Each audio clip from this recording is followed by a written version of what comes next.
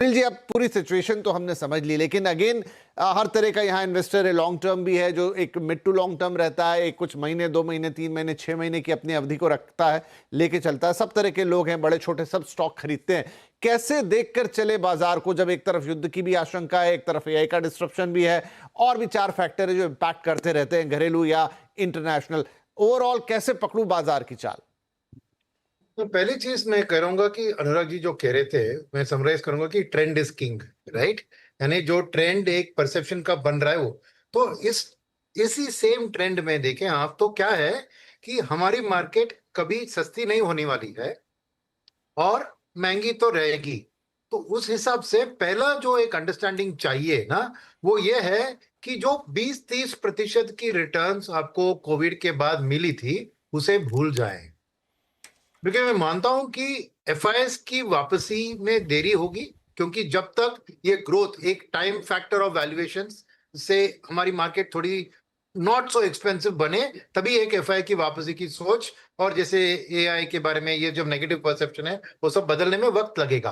तो अगर एफआई वापस नहीं आते हैं, इंडियन मार्केट में गिरावट ज्यादा नहीं होगी। जो पुरानी कहानी है वही है, मगर ज्यादा बढ़त भी नहीं होगी। माने जो 20-30% का आपने रिटर्न्स देखा था पोस्ट कोविड में, उसको भूल जाइए। आप टेम्पर डाउन कीजिए अपना एक्सपेक्टेशन को। लार्ज कैप को मैं कहूंगा low high single digit to low double digit, और मिड एंड स्मॉल कैप में अगर आप थोड़ा टाइम देंगे, एसआईपी का रास्ता रुपी कॉस्ट एवरेज से अपनाएंगे, तो आपको मीडियम डबल डिजिट रिटर्न मिल सकता है।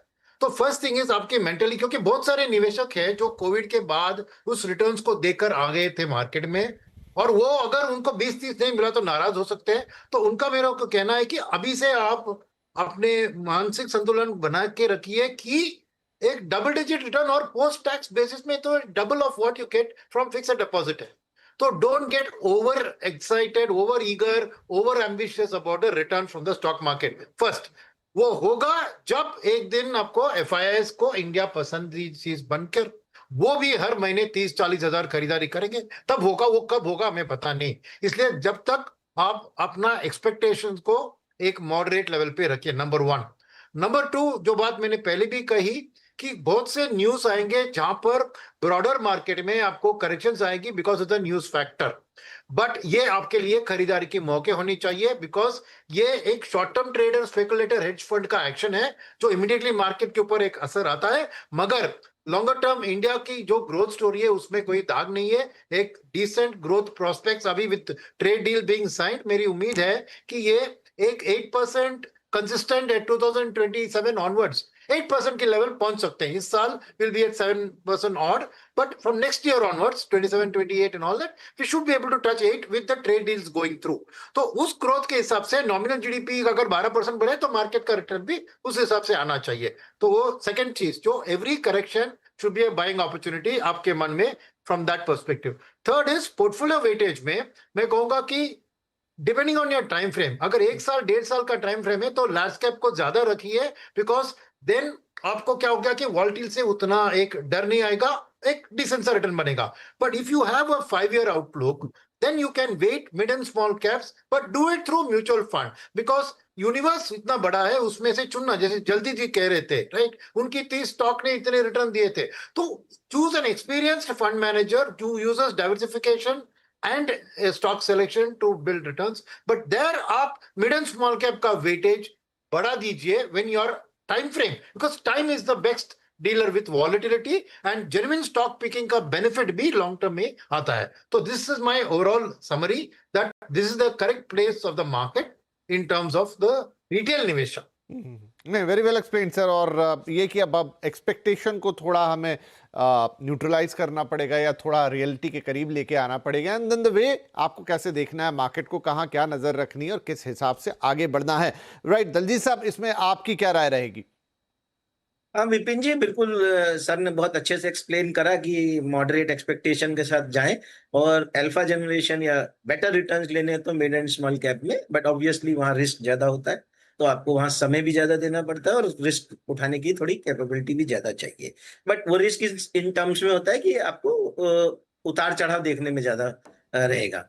अगर आप बने रहेंगे 3 साल तक तो मुझे कोई डाउट नहीं है कि इनफैक्ट अभी जैसा हमने बात किया कि एक ब्रॉडर मार्केट का बहुत बड़ा हिस्सा जो प्राइस करेक्शन के थ्रू गुजरा है, जबकि उनके फंडामेंटल्स स्ट्रांग है, तो इसका मतलब ये हुआ कि अगले 3-6 महीने में वो जब रिवर्सल होगा तो वहां पे बहुत अच्छे रिटर्न्स बनेंगे। तो in fact this is the right time कि अगर आप स्मॉल और मिड कैप में 2 से 3 साल के होराइजन से डालते हैं और राइट स्टॉक सेलेक्ट करते हैं।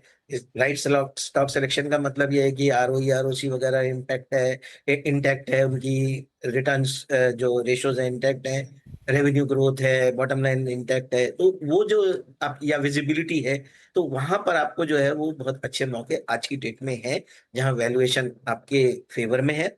आप को सिर्फ समय देना है और उसके साथ स्टॉक अगर अच्छा परफॉर्म करेगा तो स्टॉक री रेटिंग होने का स्कोप भी रहेगा। तो अभी जो हम सेक्टर्स देख रहे हैं, तो अभी हमने जो Q3 के नंबर्स के बाद और जो ये डील्स हुई हैं, तो उसमें हमने एक दो चीजें इंप्रूवमेंट और एडिशनल की है कि जो ट्रेड डील के बेनिफिशियरीज हैं, नो, जैसे ऑटो एंसिलरीज के कुछ स्टॉक्स हैं जिनका एक्सपोर्ट इम्पैक्ट हुआ था या जो स्लोड जा रहे थे, केमिकल में कुछ स्टॉक्स हैं जो इम्पैक्टेड थे, उनके ऊपर टैरिफ ज्यादा थे, हालांकि बहुत सारे टैरिफ पास ऑन कर रहे थे। दूसरा ये जो डेटा सेंटर्स को जो सप्लाई करते हैं, ट्रांसफार्मर्स, वायर्स, केबल्स, कंप्रेसर्स, बहुत सारी ये कैपिटल गुड्स की जो आइटम्स हैं वैल्यू चेन में, तो यहाँ पर आपको स्टॉक स्पेसिफिक बहुत सी अपॉर्चुनिटीज मिलेंगी, जो मुझे लगता है कि थोड़ा रिजल्ट्स के बाद स्टॉक्स में थोड़ा इम्प्रूवमेंट हुआ है, बट स्टिल वहां पर potential to become double in 3 years is very very high. तो यहाँ से भी आप 20-25% CAGR रिटर्न की उम्मीद, 25% CAGR की रिटर्न की उम्मीद 3 साल में कर सकते हैं, प्रोवाइडेड आपने अच्छा स्टॉक चुना है और उसके साथ बने रहे। जी, तो थोड़ा वक्त आपको देना होगा। देखिए दिलजीत सर भी यहाँ कह रहे हैं 2 से 3 साल का वक्त दें तो 25 से 30% CAGR रिटर्न आपको मिल सकता है, तो जल्दबाजी क्यों करनी फिर किसी चीज में, राइट? अनुराग साहब, आपका पॉइंट ऑफ व्यू? जो सुनील जी ने कहा मैं सपोर्ट करता हूँ। दलजीत जी की बातें हमेशा ही अच्छी बेहतरीन होती हैं, इन्वेस्टर्स के पक्ष में होती हैं। बस ये 25 से 30% वाला मैं मिस कर गया, मेरे ख्याल से मेरा टेंशन कहीं और था। तो मुझे नहीं लगता 25 से 30% इन्वेस्टर लेवल पे देखिए वो रिटर्न नहीं आता। उसके लिए आपको दलजीत जी खुद बनना, फंड मैनेजर बनना पड़ेगा। वो फिर इन्वेस्टर लेवल पे इतना रिटर्न नहीं आ सकता। देखिए कहानी विपिन जी ये है, लार्ज कैप में रहना है लेकिन इन्वेस्टर स्मॉल और मिड में भाग रहे हैं। ये एक्सपीरियंशियल लर्निंग है, हर जनरेशन को करनी होती है। एक बार जनरेशन जब 20s में होती है तो समझाना मुश्किल होता है। वो लगते हैं कि बस, उनको लगता है यही दौर है बस, और इस दौर से आगे कुछ है नहीं। हमारे लिए वो दौर 2000 से 2010 में था, तो हमने देखा है। तो वो इन्वेस्टर्स खुद सीख जाएंगे, कोई उसमें चैलेंज नहीं है। बट अगर जो खुद इन्वेस्टर्स इन्वेस्ट कर रहे हैं समझदारी से करें, अपने हाथ जल जाते हैं तो म्यूचुअल फंड की तरफ वापस आए, वही एक रास्ता है। लेकिन लार्ज कैप फोकस 50% जरूर होना चाहिए। और आई वुड अवॉइड, मतलब मैं इन्वेस्टर्स को लार्जली कहूंगा कि stay India is a consumption story, stay within the consumer discretionary consumption space and the financial space, because वो फॉर्मलाइज्ड स्पेसेस हैं। That is the only two spaces. Technology IT कहता, लेकिन अब मैं नहीं कहूंगा और 2 साल से कह भी नहीं रहा हूँ। For FIs like only the spaces in India, because ये फॉर्मलाइज्ड हैं। बाकी सब में या फिर PSU प्ले है या फिर बड़े इनफॉर्मल, फॉर्मलाइज नहीं है सेक्टर्स, तो वहां पर हाथ जल जाते हैं इन्वेस्टर्स के। और वही गलती लोग मेरे ख्याल से करते हैं। इवन ये सब जो आप रियलिटीज भी कह रहे हैं, ये कहने को ऑर्गेनाइज कंपनीज दिखती हैं, लेकिन इनमें PNL का बड़ा झोल झाल है। तो I would just advise stay like this only, and